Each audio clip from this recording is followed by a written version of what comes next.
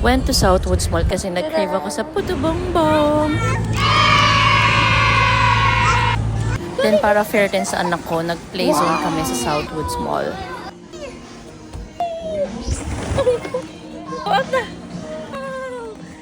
Hindi ako alis. Wala pang 15 minutes pagkatao, guys. Bilis! What's that? Ay, ang bilis! Wow. Dance. Woo! Wow, very good. Wow!